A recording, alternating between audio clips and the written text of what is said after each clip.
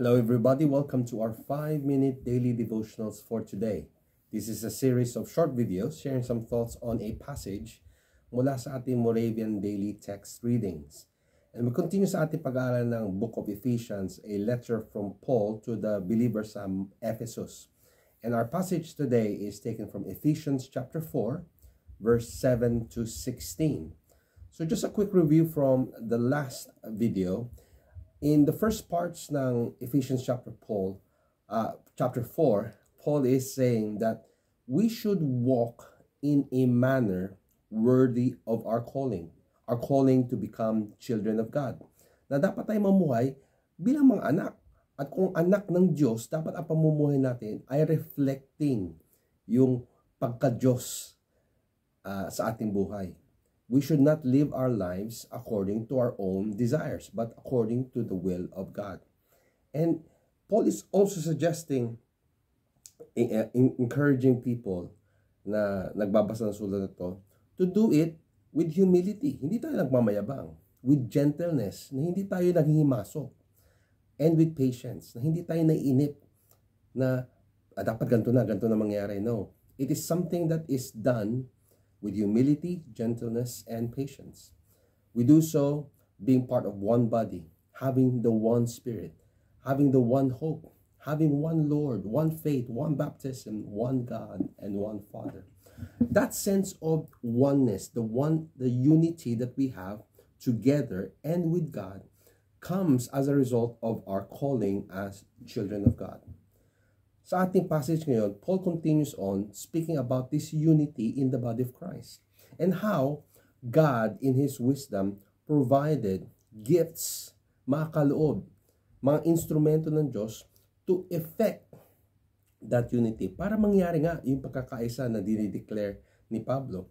In Ephesians chapter 11, we read, and He gave sa mga mananampalataya, sa body of believers, sa church, He gave the apostles, the prophets, the evangelists, the shepherds, and teachers. Okay? These are the fivefold giftings. What's the reason? What's the purpose of these giftings? One, to equip the saints for the work of ministry. A ministry is anumang pagkakataon na kung saan ikaw ay naglilingkod. A ministry is service. Hindi ito para makita, ay, ang galing-galing ko. No. A ministry is any activity to serve. That is your ministry. And these giftings that apostles, prophets, evangelists, teachers, and pastors are given to equip you to do that kind of service. Okay? What else? Why was the fivefold giftings given? So that we may be equipped for the building of the body of Christ. Hindi i-build yung pangalan ko. Hindi i-build yung church mo. No, it is to build the body of Christ. Okay? Hindi para ipagmalaki ang ating sarili o hindi para itaas ang sinumang organization o church group, but it is the body of Christ that should be built up. What else? What's the reason for the fivefold giftings? So that we may attain, makamit natin yung pagkakaisa sa pananampalataya, unity of the faith. Na tayo hindi watak-watak sa ating pananampalataya kay Kristo. We have one God, one Lord, one Father, one Spirit. That unity is preserved by the ministry of these fivefold gifts. What else? What's the reason? Bakit binigay itong fivefold gifts? So that we may also grow and attain the knowledge of the Son of God. Para lumalim ang ating pagkakakilala kay Kristo. Okay? Hindi tayo nag-accumulate ng information and knowledge kung paano ba ito, paano ba ito, ano ba sinabi sa Bible. No. Kung hindi natin nakikita kung sino si Jesus, that kind of knowledge and information is pointless. It is Jesus that we should know more about. Hindi ko ano sinabi nito o sinabi ni ganito. No, it is Jesus that we should be thinking about and learning about much more. What's the reason? What's the effect of all these things?